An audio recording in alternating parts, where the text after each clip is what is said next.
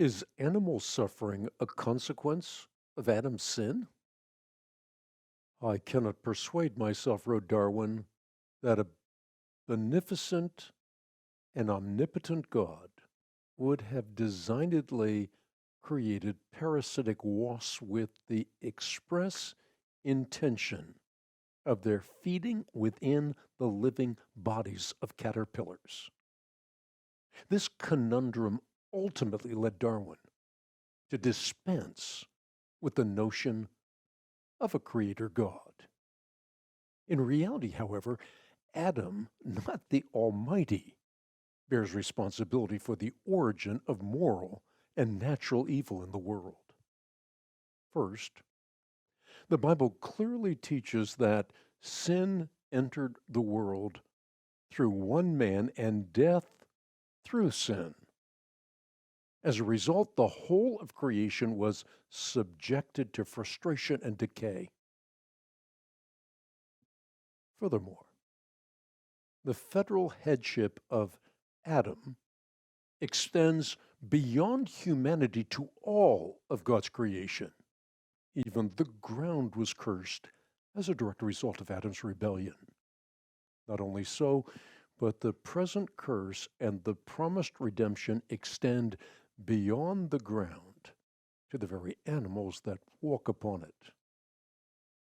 Finally, far from dispensing with God as a result of contemplating such natural horrors as parasitic wasps or human and animal suffering, that should have driven Darwin to contemplate the full consequences of alienation from God. Indeed, exposure to natural evil outside the comforts of the garden must surely have caused Adam to understand the full gravity of his fall from grace. Put another way, chaos outside the garden reflected the horror of Adam's sin-sick soul.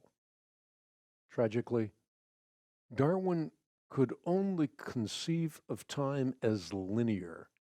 Had he comprehended a God unbounded by time, his evolutionary hypothesis may never have taken root.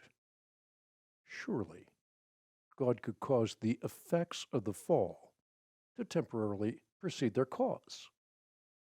As intelligent design theorist Dr. William Dembski has well said, just as the death and resurrection of Christ is responsible for the salvation of repentant people throughout all time, so the fall of humanity in the Garden of Eden is responsible for every natural evil throughout all time, future, present, past, and distant past preceding the fall.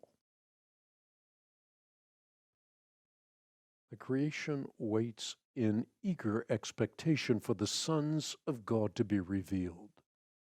For the creation was subjected to frustration not by its own choice, but by the will of the one who subjected it, in hope that the creation itself will be liberated from its bondage to decay and brought into the glorious freedom of the children of God. We know that the whole creation has been groaning as in the pains of childbirth right up to the present time. Not only so, but we ourselves who have the first fruits of the Spirit groan inwardly as we wait eagerly for our adoption as sons, the redemption of our bodies. Romans chapter 8, verses 19 through 23.